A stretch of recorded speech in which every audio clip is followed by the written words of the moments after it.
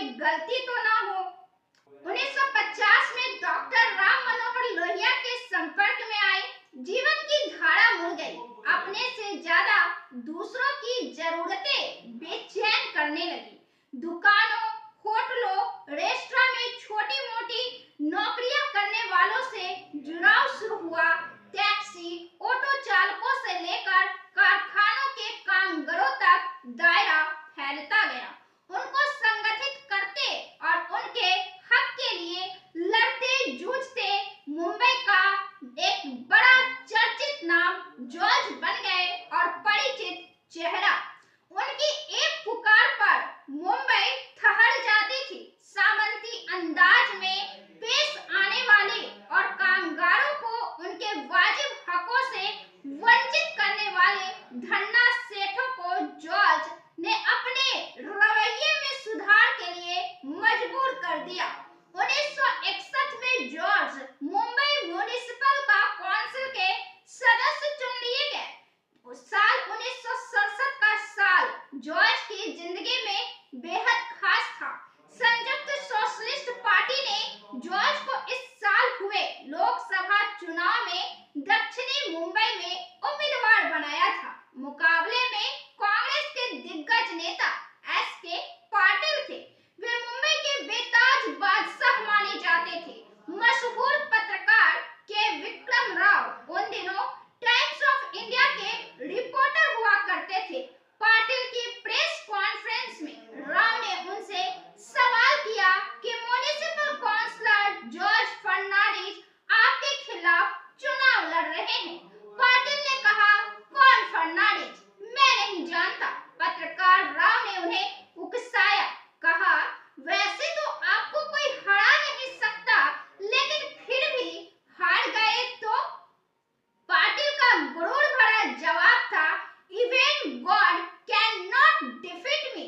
अगले दिन अखबारों की सुर्खियां थी, Patel says even God can't defeat me. और उसके अगले दिन मुंबई में वोटरों को याद दिलाते फर्नांडिस के पोस्टर छापे हुए थे।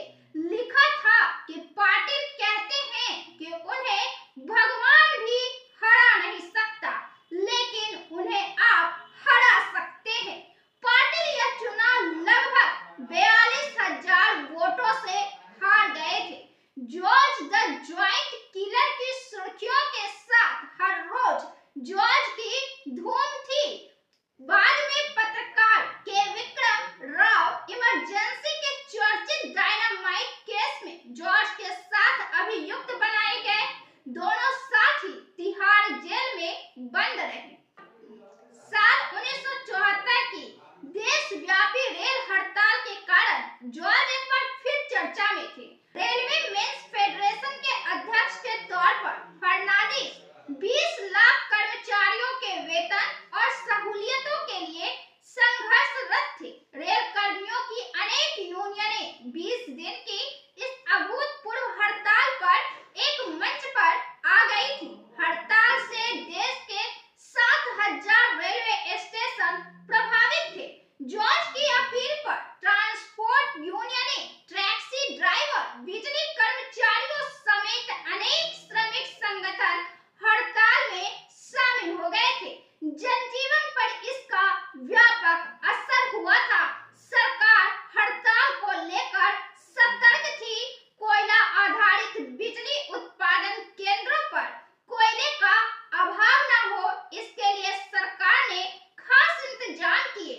सरकार हड़तालियों के सामने झुकने को तैयार नहीं हुई। जॉर्ज सहित लगभग 30,000 रेल कर्मचारियों और उनके नेताओं की गिरफ्तारियां हुई। सरकार ने सख्ती से दमन किया। हड़ताल असफल रही, लेकिन कर्मचारियों के व्यापक असंतोष और जनजीवन पर असर ने आगे सरकार की परेशानियां और भी बढ़ा दी। 25 जून 1975 को इंदिरा गांधी ने देश में इमरजेंसी लागू कर दी, थोप दी। देश भर में विपक्षी नेताओं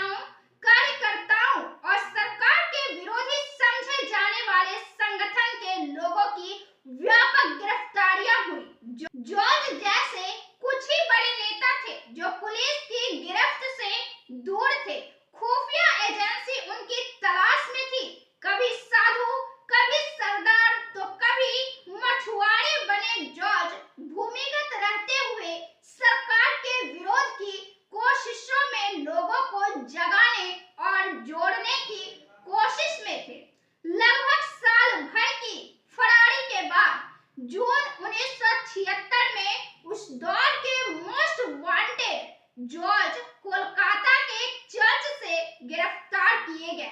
उन पर और उनके कई साथियों पर डायनामाइट विस्फोट के जरिए देशव्यापी हिंसा के षड्यंत्र और राजद्रोह का आरोप लगा।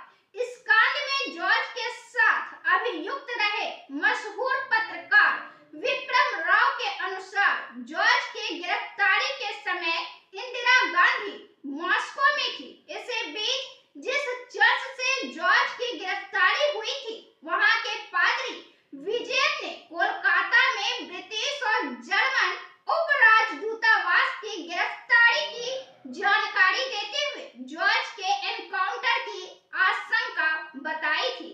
खबर तुरंत लंदन और बॉन पहुंच गई। ब्रिटिश प्रधानमंत्री James Callaghan, German chancellor Willy Brandt और ऑस्ट्रेलिया के चांसलर ब्रूनो क्राएस्की ने, जो सोशलिस्ट इंटरनेशनल के नेता थे, इंदिरा गांधी को फोन पर आगाह किया था कि अगर जॉर्ज को मार दिया गया तो भारत के उनके देशों से संबंधों पर बुरा असर पड़ेगा।